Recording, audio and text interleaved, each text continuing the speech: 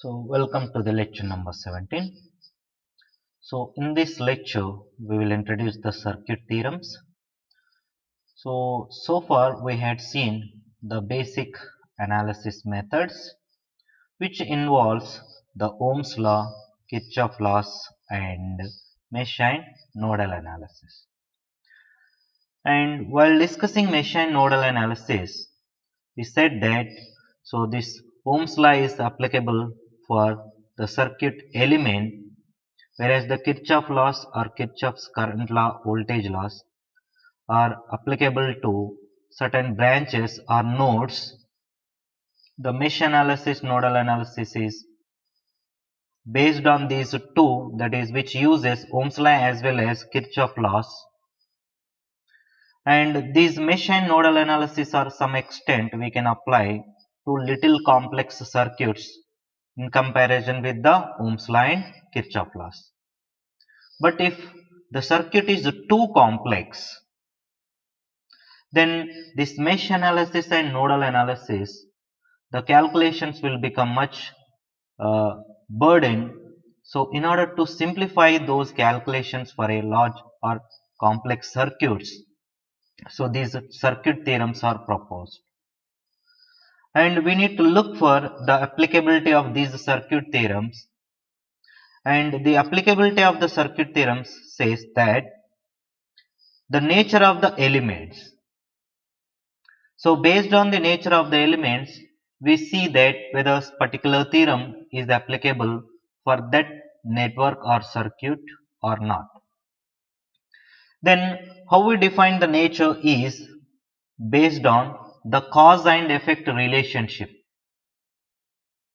So once we give some voltage to a circuit, that may produce in some particular branch some current or voltage. So this input we call as the cause. So this input which we are giving usually in the form of voltage source or current source will be called as a cause. The effect is the output which results across various elements in the form of voltage or current. Across various elements in the form of voltage or current. So depends on these, like how these two are related. Based on that, we can classify the elements as linear or non-linear. So linearity property states that the relationship between the input and output, the relationship between the input and output is a direct proportional relationship. Then we can say that the system or the element is of linear. So where input means cause, output means effect. So this cause and effect relationship must be a direct proportional relationship. So such elements we call as a linear element. So let us elaborate this linear elements or linearity little bit more depth, which we come across these things again and again. So let us have a system. Here system in the sense that you assume that it is a big circuit. Here in our subject you can consider it as a circuit. So for which we may give some input as X. This may be a input, and that may result some output at some resistor or some another element of the current source or voltage source, whatever it may be. So some output may result across some element. That output let us call as a Y. Now what we would like to see is that the relation between Y and X in terms of these system parameters or the circuit parameters, for which this linearity between this output and input we will study in this way in terms of two properties. One is homogeneity and another is additivity property. Let us see what is homogeneity and additivity. So usually once the elements obeys these two properties, then we can call that element as a linear element. Linear element.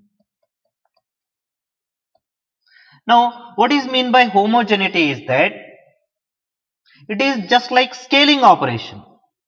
Scaling operation. I'll tell you what is the scaling means. If this is the system, if this is the system whose input is x and the effect because of this input is y. For such a system, if I'll give a new input, same system, for such a same system, if I'll give an input where the input is some constant multiplication of the previous input, which is x. Previously input is x, which produced an output of y.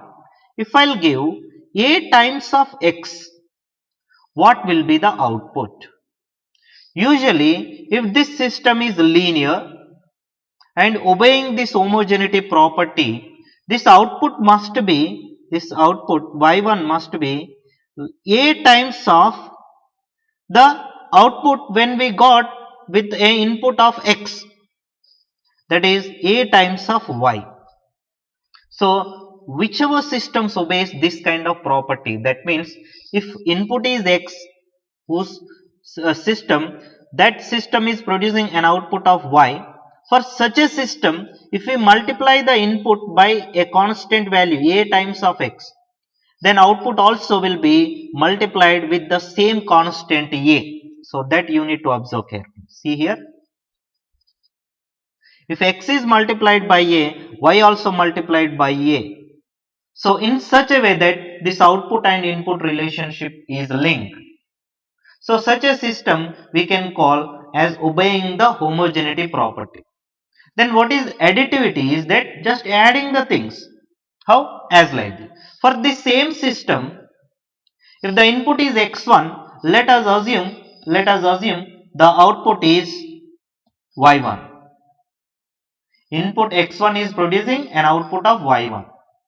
If I'll give for the same system some other input x2, the corresponding output let us consider as y2. Some output we will get, let us assume that value as y2. Now, when I give these two inputs together at a time, that is what, if I'll choose a input which is x1 plus x2, then it produces some output, let us say y, which will be y1 plus y2, which is, try to observe, what is the input? Input is previous case 1, case 2 addition. Similarly, the output also going to be additive of the individuals, that is y1 plus y2. So, whichever system obeys with this kind of property, if the output is exactly equal to y1 plus y2, we can call it is obeying the additivity property. Then we can test these two properties to see that whether element is linear or not. So with this manner, as like this, the linearity test we can do in this way. Let us take the same system. We know the system input is x and output is y. This system. For this system, if I'll give a new input x, what is the new input x is a times of x1 and a2 times of x2. Here a1 times of x1 and a2 times of x2. So such an system, such an input is applied to this system. Let us consider this might be x. This might be x.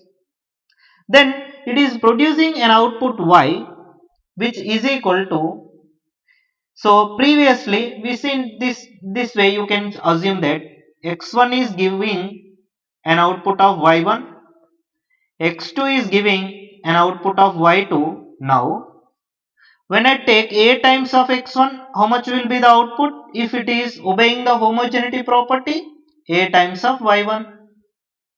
If I'll give a times of x2, then how much it gives? A times of, or let me take this as a1, this as a2, a1 times and a2 times of y2. That means this, what it represents, the homogeneity property. Homogeneity property. So in addition to this homogeneity property, if I'll take an input which is this sum as like this a1 x1, this is what a1 x1 plus a2 x2. What does it gives is some output which is usually equal to a1 y1 plus a2 y2. Whichever system obeys this kind of output nature, we can call such systems as linear systems. Now let us see here. I have given some simple equation which is y is equal to mx plus c, where y is the output, x is the input, m is the slope, some line, so c is some constant. Now I want to see that whether this is a linear relationship. So let us consider that. So this might be a system for which the input is x and the output is y.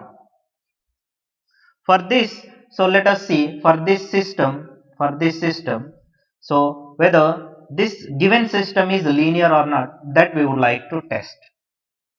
So for which what I will do is that directly I will take this as a input, new input. Then we know already output and input relationship. What is the output relationship with input is y is equal to mx plus c. So that means new output, if I will give x as an input, output is y. If I will give new input, that new output I can write new means y, in y place I will be substituting y new is equal to m into x must be new, that is corresponding output is y new. So m x new plus c. Now let us substitute this one. Let us substitute this one in this way. So m into what is the x new? a1 x1 plus a2 x2. This is x new plus c.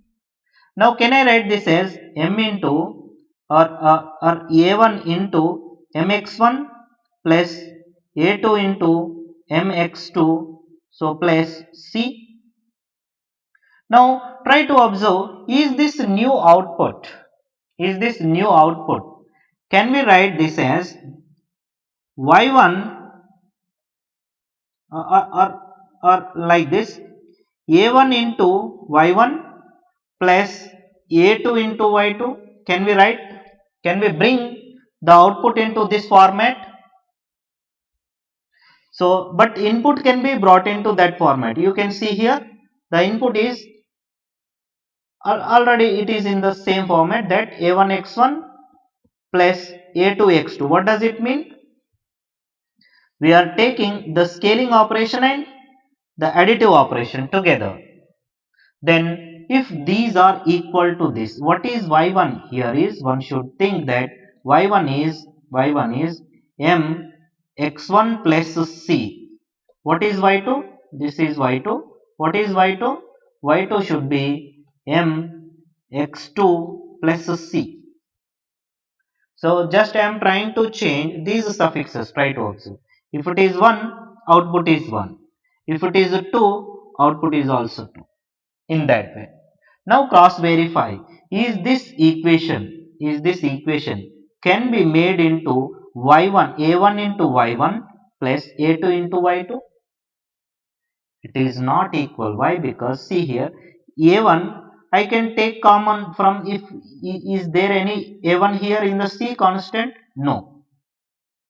So I cannot put this into in that format. So this is not equal to a1 y1 plus a2 y2. So in this way you can test the linearity, whereas you can see another example. So if you want, you can test if it is in this way, y is equal to mx,